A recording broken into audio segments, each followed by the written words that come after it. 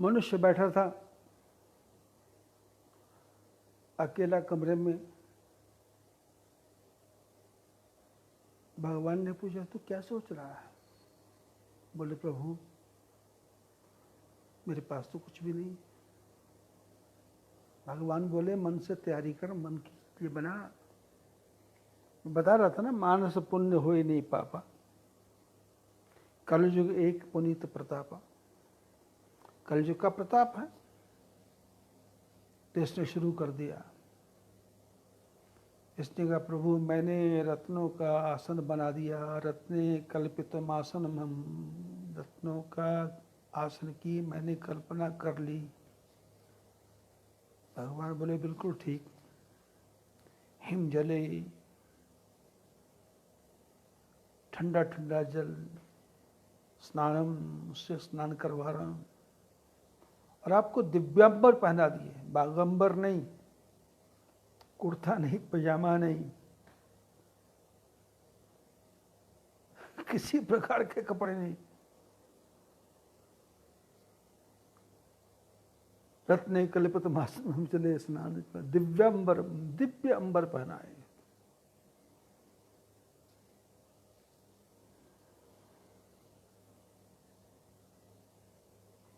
रत्ने कल्पित मासन मिले स्नान, और नाना रत्न विभूषितम, आपने के गले में रत्नों की माला, सिर पर रत्नों की माला, चारों तरफ रत्न ही रत्न। रत्ने कल्पित मासन स्नान, नाना रत्न विभूषितम, मृग मदा मोदंकितम चंदनम। कस्तूरी से आपका तिलक किया, चंदन से आपका तिलक किया।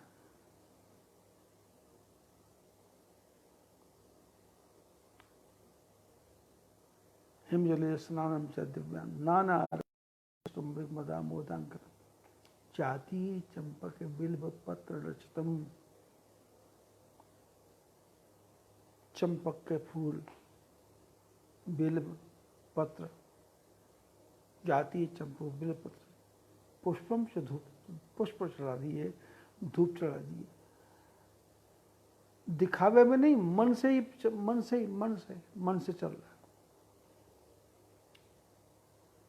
धन्ना भगत से किसने कहा ना, अरे भगवान की पूजा कर, भगवान की पूजा कर, आरती वारती तो कर लिया कर। इसने कहा, कैसी आरती, मैं तो आरता करूंगा, आरता करूंगा। ग्रंथ में लिखा, ग्रंथ साहब में लिखा है, गोपाल तेरो आरता, गोविंद तेरो आरता। गगन में धूप, गगन में सूरज हैं, चंद्रमा है, सितारे हैं, धूप मन आलो फलंत ज्योति, सकल बल राय बलंत ज्योति, राम तेरो आरता, गोपाल तेरो आरता। तो इसने कहा, रत्ने कल्पित मासमुजले स्नानम च दिव्यांबरम, नाना रत्न विभूषितम, मृग मदा मोदंकितम, जाति चंपक बिल्व पत्र दीपम देव दयान देव पशुपते, ऐ पशुपति हृत कल्पितम गुह्यताम।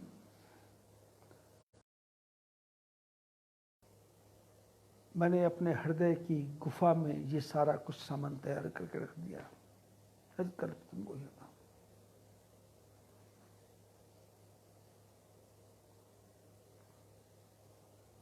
और ये हृदय का, जो हमारे हृदय की जो गुफा है ना, ये बड़ी विचित्र है। आपने रामायण में एक प्रसंग सुना होगा।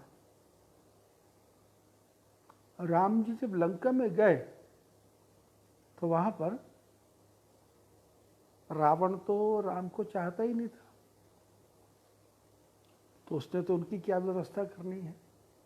तो रामायण में प्रसंग है कि लक्ष्मण जी ने फूलों का, छोटे छोटे फूल डाल के थोड़ा सा बैठने के लायक बना दिया और एक आसन बिछा दिया, और लक्ष्मण जी की गोदी में भगवान राम सिर रख कर लेटे हुए हैं, और विभीषण भगवान के कान में कुछ थोड़ी बहुत छोटी मोटी बातें कर रहे हैं। और इधर अंगद हनुमान बड़ भागी अंगद हनुमाना चरण कमल चापत विधिनाना। अंगद हनुमान पैरों को दबा रहे हैं। तो गोस्वामी जी ने कहा कि ऐसे भगवान तो लक्ष्मण जी की गोदी में सोए हों, जिनके कान के पास में विभीषण अपनी बातें कह रहा हो, चरणों को हनुमान जी और अंगद दबा रहे हों, ऐसा आदमी जो ध्यान करे, धन्यत नर यही ध्यान जे रहत सदा लयलीन। वो आदमी धन्य है जो ऐसे ध्यान को करे, उसका मन पवित्र हो जाएगा। गोस्वामी जी ने कहा, प्रभु ये मेरा मन, मेरा शरीर लंका है और लंका में ये जो मेरा मन है ये रावण है। ये रावण नहीं चाहता कि आप आओ, ये मन नहीं चाहता आप आओ। इसलिए मेरी प्रार्थना है कि आप स्वयं ही आइए, अपने लिए फूलों का आसन लगाइए, अपने लिए हनुमान को बुलाइए, अंगद को बुलाइए, विभीषण को बुलाइए, लक्ष्मण जी को बुलाइए, अपनी सेवा स्वयं करवाइए। मेरे से आपकी कोई सेवा होने वाली नहीं। ऐसे ही मानस पूजा में भी लिखा है, नाना रत्न भूषितम मृगमदा मोदंकितम चंदनम जाति चंपक विलपत्र पुष्पम दीपम देव ध्यान दे पशुपति हृत्कर्म गुहता कर चरण कृतम वा कायजम कर्मजम वा श्रवण नयनजम वा मानसम वा पराधम। भगवान ने कहा, भाई सारा काम तो कर लिया, पर तूने मेरी प्रदक्षिणा तो की ही नहीं, सवेरे से बैठा हुआ है। इसने कहा, प्रभु सुबह से लेकर शाम तक लेटरिन बाथरूम जाता हूँ, इधर उधर घूमता हूँ, उठता हूँ, बैठता हूँ, घूमता हूँ, ये सब तुम्हारी प्रदक्षिणा ही तो है। तो बोले, स्तोत्र वगैरह तो कुछ सुना दे। जिसने कहा, जी जितने मुंह से मेरे अच्छे गंदे भले बुरे वचन निकलते हैं ये आपके मंत्र ही हैं, और कुछ समझना नहीं, क्योंकि मैं अज्ञानी आदमी हूँ, मेरे को पता नहीं है कि अच्छा क्या है बुरा क्या है, मैं क्या अच्छा बोलता हूँ मैं क्या बुरा बोलता हूँ। कभी गुस्सा आ जाता है तो इसी मुंह से गंदे शब्द निकल आते हैं, कभी प्रेम आ जाता है तो इसी जीभ से अच्छे शब्द आ जाते हैं। मेरे को तो पता ही नहीं अच्छा कि अच्छे शब्द क्या है, मेरे को पता ही नहीं बुरे शब्द क्या है। इसलिए प्रभु कर चरण कृतम वा, प्रभु ये सारा काम मैं कर रहा हूँ मन से, यदि इस ऐसा काम करते करते हाथ से पैर से मन से यदि कोई मैंने गलत काम कर दिया हो तो मेरे को आप क्षमा करना, मेरे को आप क्षमा करना, मेरे को आप क्षमा करना। तो प्रभु की भक्ति के लिए पैसे की आवश्यकता नहीं है। कबीरदास जी से किसी ने पूछा कि कबीरदास जी आप तो विचित्र हैं, हमने तो आपको कोई पूजा पाठ करते देखा ही नहीं, बस ये देखते हैं आप ये जो आपका ये ताना इसको बोलते हैं जिस पे कपड़ा बुनते हैं, आप तो 24 घंटे कपड़ा बुनते रहते हैं और श्री राम जय राम करते रहते हैं, कभी माला नहीं फिरते देखा नहीं, कभी ध्यान लगाते फिरता नहीं। कबीर जी ने कहा, अरे मामला उल्टा हो गया, मामला उल्टा हो गया। बोले क्या मामला उल्टा हो गया? कबीर ने कहा, मेरा सुमिरन हरि करे मैं पायो विश्राम। बोले आजकल मैं भगवान का भजन नहीं करता, आजकल भगवान मेरा भजन करते हैं, आजकल भगवान मेरा भजन करते हैं, मेरा सुमिरन हरि करे। बोले आपका भजन भगवान करते? बोले हाँ। बोले क्यों? बोले जब से पैदा हुआ हूँ, पेट में था तो भी वो मेरा ध्यान करते थे। पैदा हुआ तो पैदा होते ही दूध, और फिर दांत आए तो रोटी, फिर रोटी आई तो उसको मुंह में डालना, उसको पचाना, उसको अलग अलग करना। जब से पैदा हुआ हूँ मेरा दिल चल रहा है, जब से पैदा हुआ हूँ मेरी किडनी चल रही है, जब से पैदा हुआ हूँ मेरे शरीर में खून, हर एक शरीर के अंग अंग में ठाकुर जी खून भेज रहे हैं। और मैं सोता हूँ तो सोते सोते कभी कभी मेरे को गर्दन टेढ़ी हो जाती है, तो भगवान देखते रहिए तो मर जाएगा। तो भगवान क्या करते हैं, खर्राटे चालू कर देते हैं, खर्राटे, खर्र खर्र की आवाज़ आने लगती है। पड़ोसी सोचते खर्राटे मार रहा है, अरे पड़ोसी सोचते खर्राटे मार रहा है। भगवान बोले नहीं नहीं नहीं, उसको जिंदा रखने के लिए थोड़ा नया टेक्निक निकाली है, यदि ये खर्राटे नहीं मारेगा तो ये मर जाएगा। अब ये विचार करो, जो भगवान आपको जिलाने के लिए आपकी गर्दन टेढ़ी होने पर खर्राटे की व्यवस्था करता है, तो आपका कोरोना क्या बिगाड़ेगा, आपकी ये वायरस क्या बिगाड़ेगी। ये तो विश्व की शक्तियों का अपना एक वायरस युद्ध है।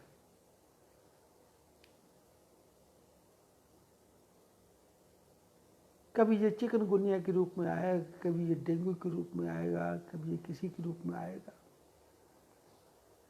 पर ये रोग हमारे भारत के लिए तो वरदान बन के आया है। आपको लगता होगा सारा भारत लॉकडाउन है, पर मेरे को ऐसा लगता है सारा भारत जाग गया है। सफाई की व्यवस्था देखो चारों तरफ, हर आदमी डर के मारे एक दूसरे से डर रहा है।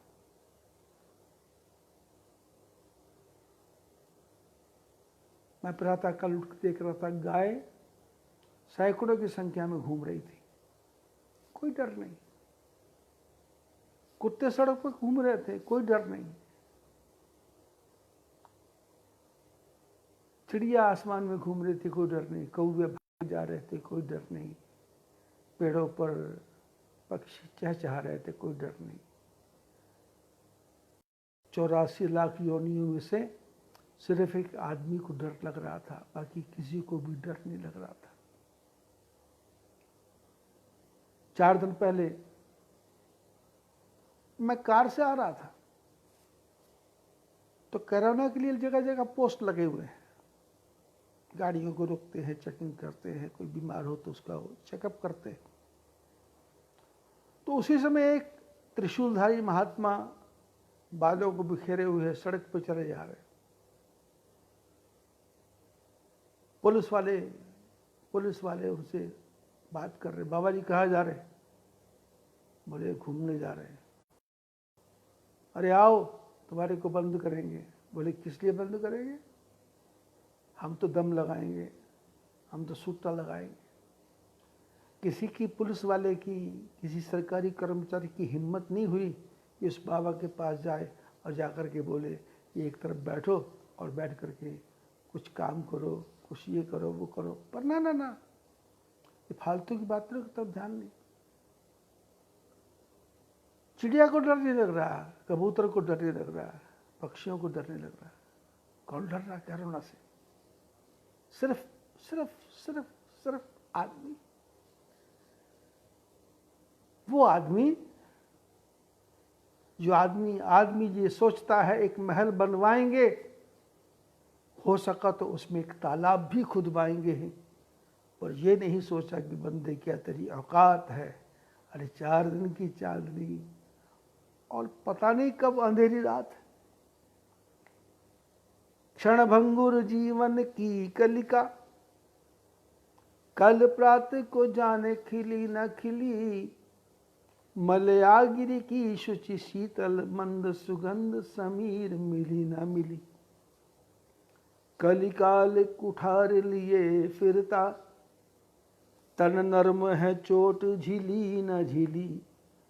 ले ले हरि नाम हरि रसना, फिर अंत समय में हिली न हिली। ये हरि भजने का मौका है, हमको हरि का भजन करना है। हरि का भजन कर, नहीं तो पछताएगा। ये माटी का खिलौना में मिल जाएगा।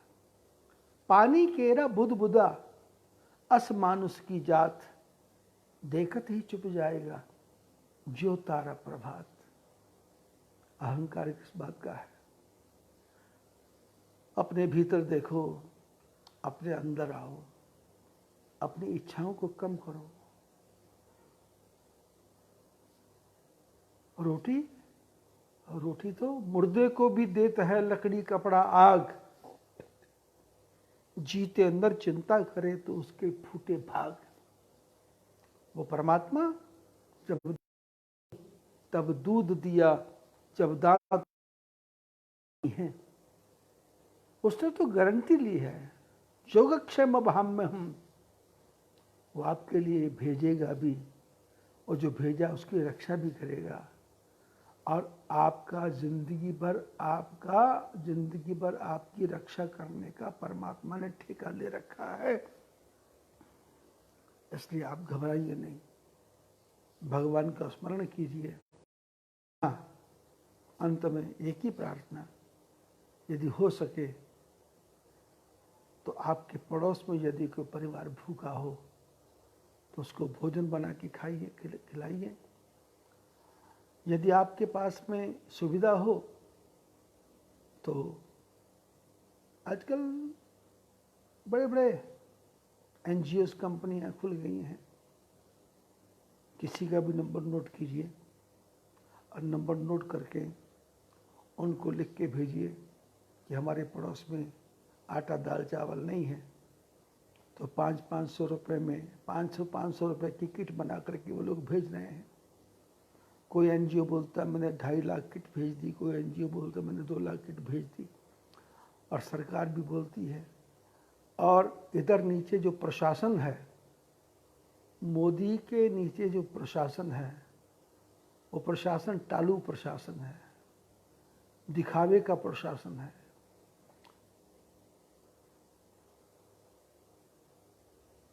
मेरी तो मोदी जी से प्रार्थना है कि आप ये सारा काम एक बार, सारी बातें छोड़ करके ये सारा काम संघ के हवाले कर दो।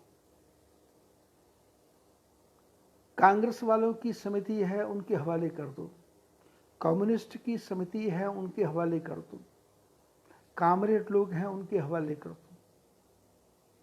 इन सबको ड्यूटी पे लगा दो, इन सबको वर्दी दे दो, कोई भेदभाव के बिना, ना कोई कामरेड है ना कुछ है।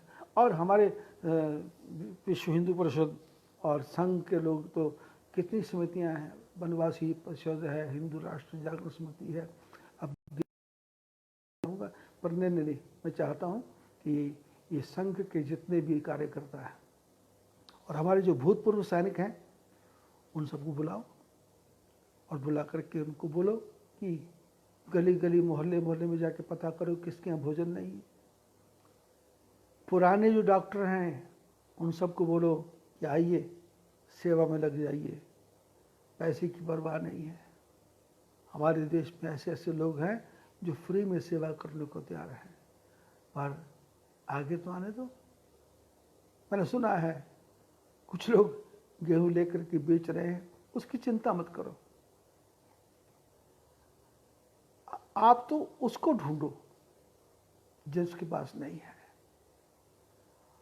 और उसके यहाँ पहुंचाओ, और हर हफ्ते पहुंचाओ।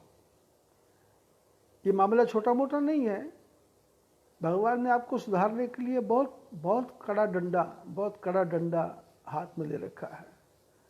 जब तक आप दोनों कानों को हाथ लगा करके क्षमा नहीं मांगोगे तो भगवान आपको क्षमा नहीं करेंगे, ऐसा नहीं है।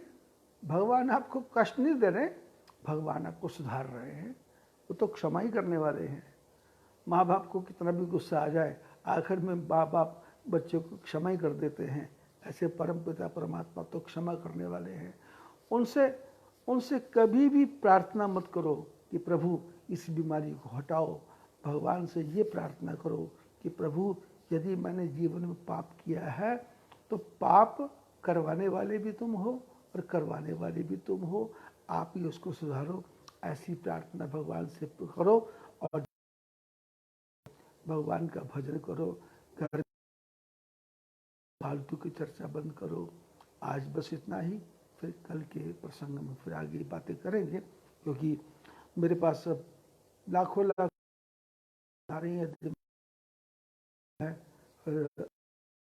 आप ये बात सुनेंगे मेरी बातें तो ये एक बार में समझ में नहीं आएगी, क्योंकि आपके दिमाग में बड़े बड़े महात्माओं की बातें दिमाग में घुसी हुई। किसी महात्मा ने कहा भूकंप आएगा, किसी ने कहा ये आएगा, किसी ने कहा वो आएगा। मैं तो दूसरे प्रकार का आदमी हूँ, मैं ये इन चक्करों में नहीं फंसता। मैं तो फ्रैंक हूँ कि जो होना है वो होके रहेगा। राम मंदिर के बारे में लोगों ने बोला था तो मैंने घोषणा की थी कि इन बड़े बड़े महात्मा के चक्कर में मत फंसो, सारा काम समय में अपने आप हो जाएगा और सारा कार्य हो रहा है। और ये कोरोना है तो इससे भी डरो मत, तो आगे के प्रसंगों में चर्चा करेंगे और बातों की चर्चा करेंगे, पर आप सेवा करो और साथ में भगवान का भजन करो और नित्य प्रति सोचो, सुखी बसे संसार सब दुखिया रहे कोई। हाँ, एक प्रार्थना, मेरे पास लोगों के फ़ोन आ रहे हैं कि हमको फेसबुक पे कैसे आना है, तो जो लोग फेसबुक पे हैं तो इसको आगे शेयर कर दो और वो मेरा जो नंबर है उनको बता दो कि ये फेसबुक पे ऐसा ऐसा आता है। तो फेसबुक पे लाइव ये 1 घंटा चला करेगा। बीच में आपने देखा 2 बार मेरे को रुकना पड़ा, क्योंकि यहाँ मैं रुका हुआ हूँ, यहाँ भी मेरे पास बहुत से काम हैं। लोग मेरे से सलाह लेने आते हैं, बात करने आते हैं, तो फिर कभी 5 मिनट 10 मिनट का समय लग जाता है।